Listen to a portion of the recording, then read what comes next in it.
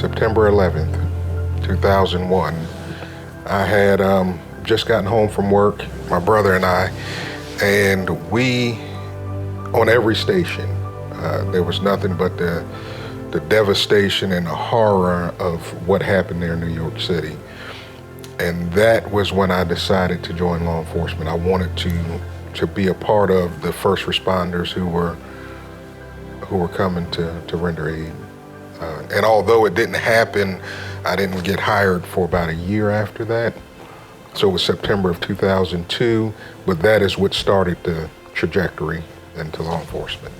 So September 2002, we were hired full-time, me and a few other guys who had come through the reserve program back in July.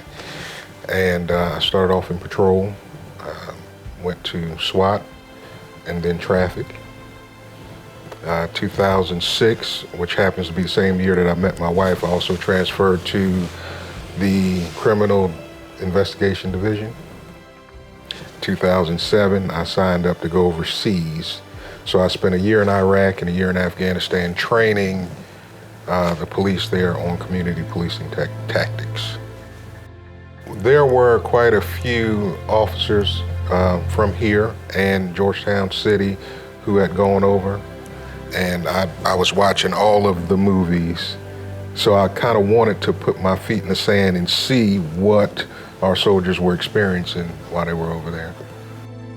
It was important for me just to get a different perspective and to go over and meet some of the people. I think part of the campaign there was winning the hearts and minds of the Iraqis and Afghanis, and I wanted to be a part of that. And so we taught classes, I taught classes. Usually it was in the bedroom. Yeah, we had power maybe 2 or 3 hours a day. It was rudimentary, but it worked.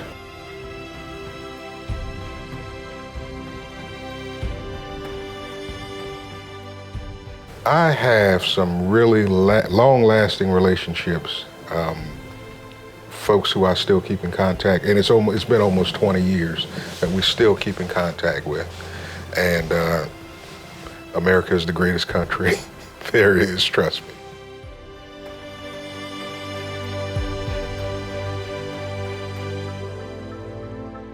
That was my first taste of administration, working the budget and dealing with council and the mayor. But the differences are night and day. The sheriff's office, we do everything from civil to criminal, I mean everything. And the police department is obviously focused more on just enforcing the laws, yeah. So 2017, I came back in July. I went back to investigations about 6 months later. 2019, my father fell sick. He had cancer. And so he was living with me and I was taking care of him, giving him care. So I transferred back to patrol so that I would have more time to care for him. It gives you more days off. And there's when I started to go through the ranks again, corporal, sergeant, lieutenant, and then captain.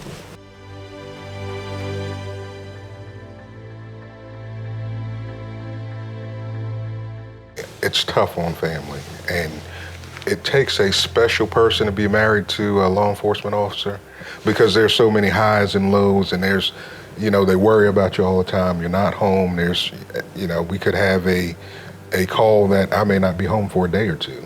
And so your spouse has to understand that and be supportive, and then you have to also support them too, because it's tough on them, yeah. But yeah, you spend more time at work than you do at home, so you have to, yeah, this is family. You have to try to make as much time as you can. I've got 4 children, and I'm lucky enough to have had my first grandchild. It's almost indescribable. I'm in love.